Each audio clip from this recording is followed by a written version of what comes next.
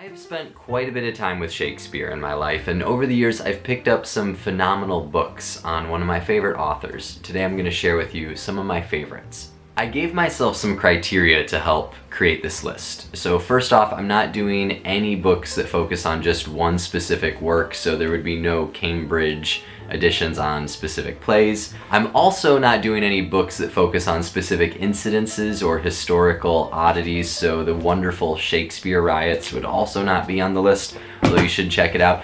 And I really want to look at underappreciated works or maybe overlooked works, so sorry Harold Bloom, lots of people have already talked about this behemoth. It's a great book, but not today. And just a little bit about me, though I've designed for, acted in, and directed a number of Shakespeare plays, my main relationship with Shakespeare is that of a teacher. So that is the focus of the books that I'll be presenting today. They definitely have more of a teacher slant to them. So the first book I have is not really a cover-to-cover reader, it's more of a reference book, and that is the Shakespeare Encyclopedia. I actually have 2 copies of this. This is from Sweetwater Press. And it is just filled with wonderful little essays on each play, but more so than that, it has great just facts about them. So it tells you like roughly when they were written, what the setting is, the number of acts, the number of lines. A lot of this you can Google, but having it all in one place and then having it create sort of flow charts and infographics about the number of lines or relationships between characters has been a great tool to bring into the classroom or the rehearsal space. So I have 2 copies of that book, one at school and one at home because I've used it so much. So highly recommend that book if you're looking for a general overview on Shakespeare. The rest of these are going to be a little more specific. So another book that's maybe more reference than reading cover to cover, but more specific than just Shakespeare in general is Illustrating Shakespeare. This is from the British Library. And this is a beautiful, beautiful book filled with just gorgeous examples of the art made around Shakespeare. It's organized by play, and you get all sorts of famous artists throughout history and their take on Shakespeare. So this is a book I picked up in a used bookstore for like $4 or $5, but when you look at it, you can tell right away the quality of printing that this is a pricier book. But it's well worth it. It's just great to be able to bring in visual representations of Shakespeare and see how different cultures and different artists have interpreted his works. Along a similar line is Presenting Shakespeare.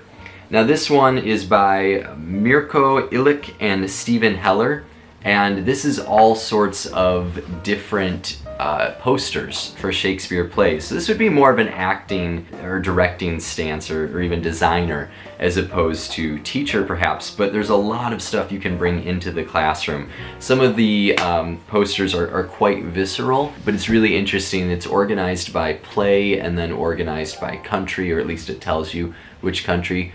So it's just really cool to see how different time periods and different countries and different theater groups have tackled similar plays. You know, one poster might be very light and bright, whereas another one has a disturbing image with text over top of it. And getting to see all that next to each other is really interesting. Also, I know I said I was going to talk about teaching, but as a director of a small school theater program, when we are, creating our posters, it's great to have something to look at to give us some ideas before we create something of our own. So that's the last of the hardcover editions that I have, the more expensive text. These ones are going to be even a little more obscure. This is perhaps the most obscure book that I have on Shakespeare, and it's Practical Approaches to Teaching Shakespeare by Peter Reynolds, and it's from 1997. It's Oxford University Press, but it's from 1997, and you can tell that by the cool teenagers that it has on the cover.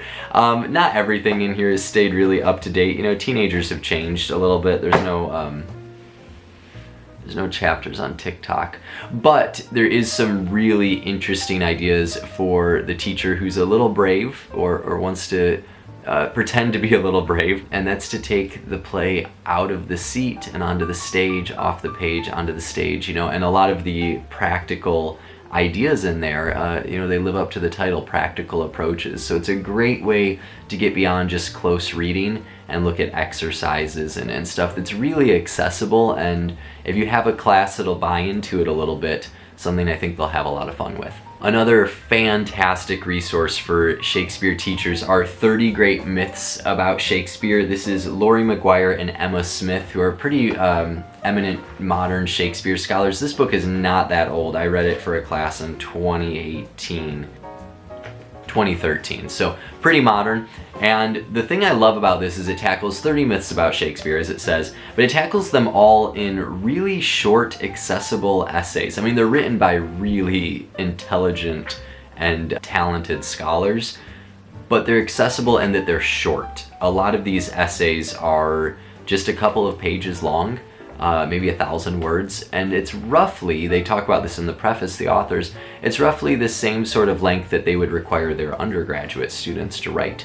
So because of that, these essays really mirror what your students are writing. And that's great, because there's a lot of great essays on Shakespeare out there, but when they're 36 pages long, I don't know how many students are actually going to read them in their entirety, and if they do, they'll learn from them, but they are probably not going to find the actual structure of the essay to be something that they would emulate. These, however, are very close to the type of writings that students would do by length, and there's some great myths in here about Shakespeare hating his wife, or tragedies being more serious than comedies, or of course that Shakespeare didn't actually exist or didn't write his works, about Shakespeare's religious views, about the type of people that saw the plays, about boys playing the roles of women and all sorts of different stuff, and it's all tackled really well. And I mean, it's less than 215 pages. You can read it in just a couple of sittings, and it tackles all sorts of different plays and different topics. So great book to pick up. And these last two books are by some pretty famous authors themselves, although one is more famous than the other. Both of them really liked the whole first two initials and then a last name thing. This one is Lectures on Shakespeare, W.H. Auden's Lectures on Shakespeare. This is edited by Arthur Kirsch, and Auden did not write this, and it was in, it says on the back, 1946. So right after World War II, Auden gave a series of lectures about Shakespeare's plays, all of them. So this is divided by plays, and it's compiled from student notes and just what we know about those lectures and any artifacts left over from them. And it's really great to see an amazing poet, personally one of my all-time favorite poets, tackling one of the greatest poets of all time.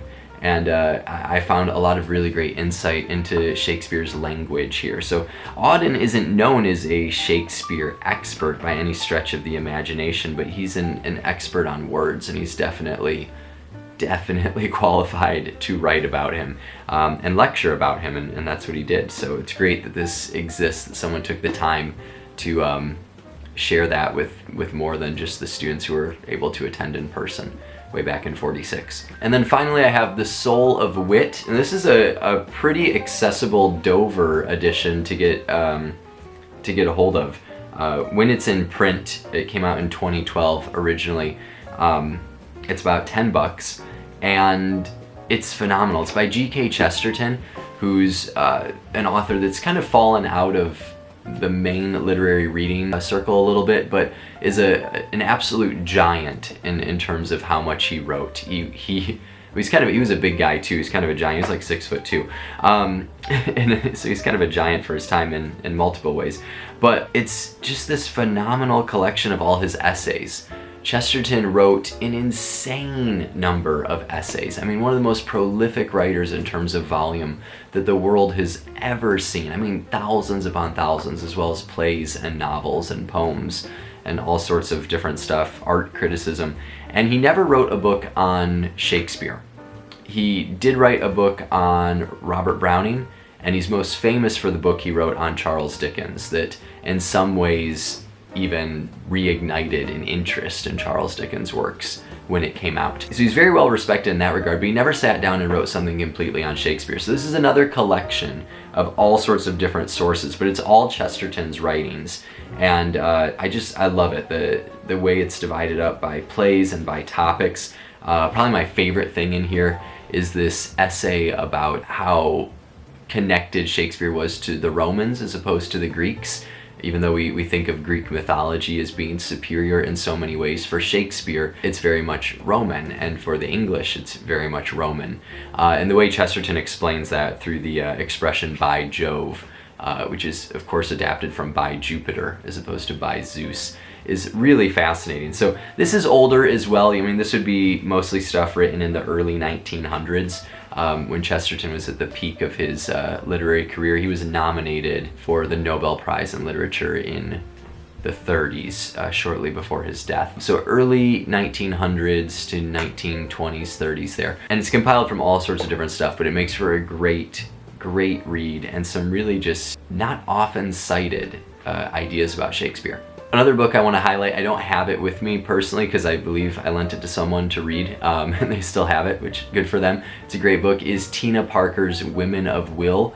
So this book is all about Shakespeare's female characters, and I found it so interesting, the theories that Parker presents in here. Not only do you get to learn about all the different plays, but you really see the progression of how Shakespeare wrote about women when he was starting off as a playwright, as opposed to how the women are presented in his final works.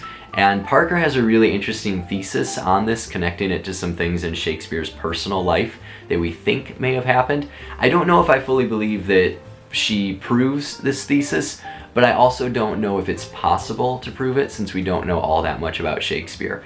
So I think it's really worthwhile that she brings this theory up and leaves the readers a chance to contemplate it. And if you've ever been in a Shakespeare play, you know there's not as many roles for women, and that women were not on stage in England during Shakespeare's time. But the roles that are there for women are some of the greatest when you think of Lady Macbeth and Cleopatra and Rosalind and Juliet, all those phenomenal roles. So even though they're kind of few and far between, what's there is really interesting, and to just focus on the women in Shakespeare's plays is a fascinating approach to them. So those are some of the books that have proved most helpful to me as I try and navigate and teach and work through Shakespeare's works.